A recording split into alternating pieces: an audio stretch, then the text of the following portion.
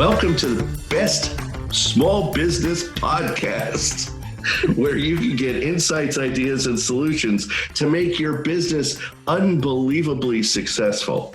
I'm Rich G. And I'm BJ Flagg, and this is episode 154, Long-Term Goal Setting in a Short-Term Goal Time. This is good. That's a mouthful.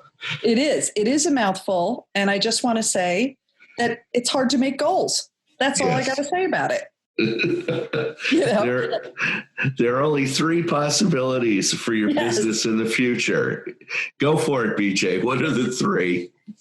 It will be the same, it will be worse, or it's going to be better. Yeah. And after we realize this, what option will you choose? Exactly. That's the biggest thing. Do you want it to be worse or better? We were talking earlier about some clients who are kind of getting started for the new year and understanding. And I said, this is not a hard choice. It's going to be better. That's the choice. It's going to be good. I actually have some clients that are doing really well now, and they're like, we should have more pandemics. This is great. I'm doing great. So, and a lot of it is because of their crisis planning. Yeah, absolutely. And that they had a plan and they had everything in together and they were able to focus on a lot of things and pivot. Which is pivot. Yeah, you need to be very flexible during this. You need to be able to pivot at a moment's notice and move to something else or enlarge some other thing. And because some people are just they just put their heads in the sand. Oh well, can't do it. Oh well. Yeah. I've talked to a lot of people who said, well, I kind of took the summer off. Yeah. And I was like, you what? Yeah. You took the summer off. This is the hottest time. No pun intended. Well, your analytics prove that because we had a real dip. But, I think this first tip will kind of get us going. Yes, and we're going to talk about dips later. So, what's tip number one, BJ? Make goals, not wishes. So when you started the company, you had these big dreams of what you wanted to do. It was a real heady time because you just didn't have anything to lose at that point. Now that you've been in the business for a while, you have insight and data that really will help you support some very strong goals.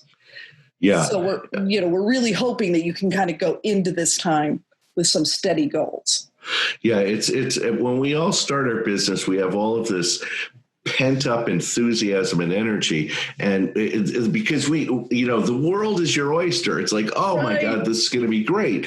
But then when you start to get into maintenance mode, it's just everyday work, you start to lose that energy. So the biggest thing is when you're making goals, make goals, not wishes. Like, oh, I want to be able to make $20 million. Okay, but how you need to make concrete goals to get you there. So that's very important. Exactly. And really what we want you to do is to make BHAGs, which are big, hairy ass goals. So the goals are strong and big, but they are completely attached to concrete.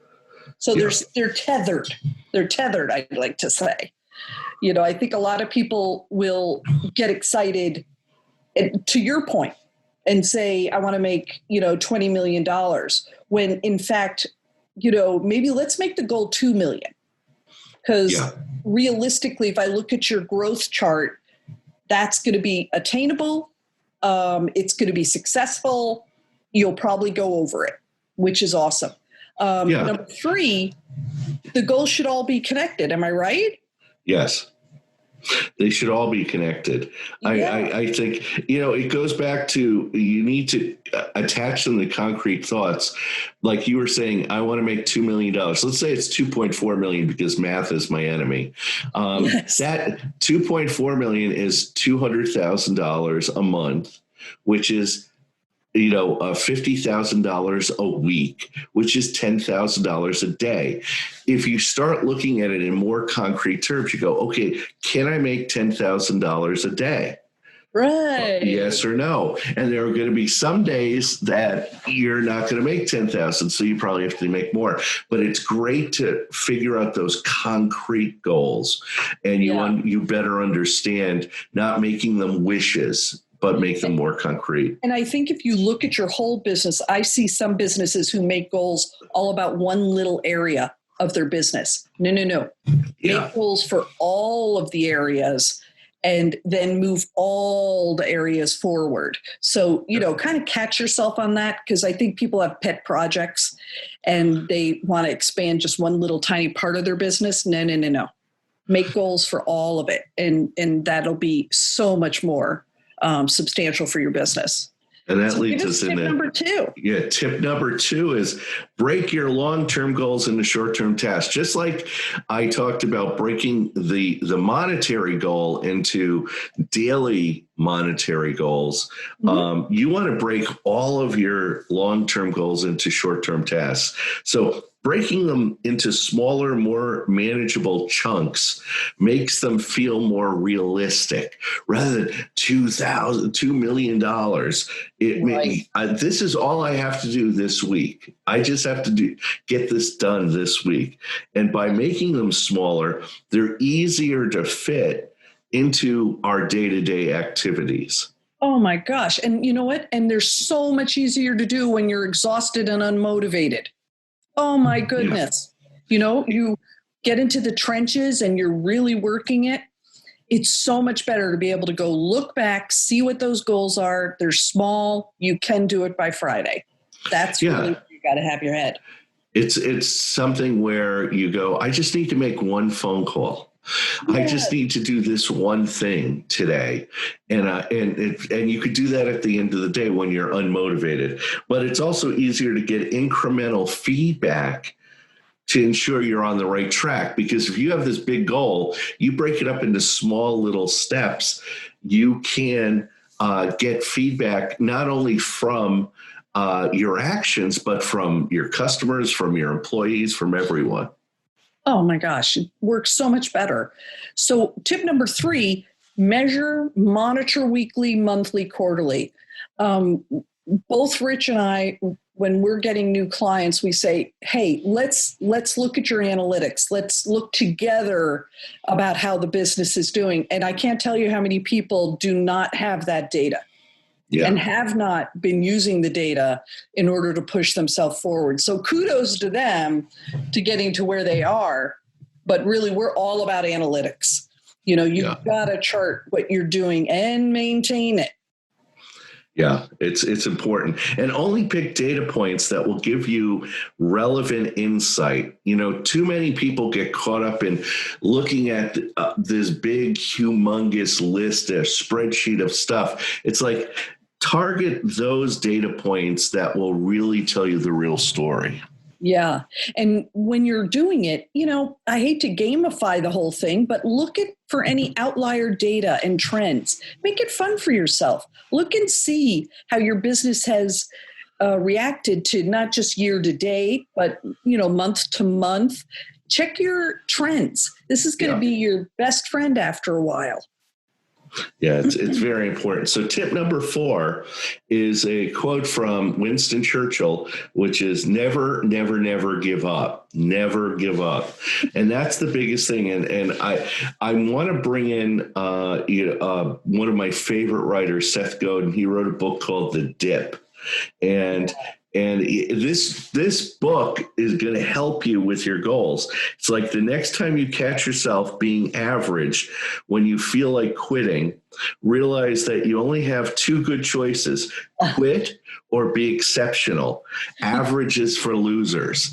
And the dip is all about that. Of when you hit these heavy goals, these big projects, you encounter this dip. Yeah. But, extraordinary benefits happen to a tiny minority of people who are able to push that just tiny little bit longer than most. I'm telling you, it's that outstretched hand that you can just stretch a little higher, farther. It makes a huge difference. Yeah, like we said before, in the beginning, when you first start something, it's fun. But over the next few days and weeks, the rapid learning you experience keeps you going. Whatever the new thing is, it's easy to stay engaged. And then the dip happens. Right, right.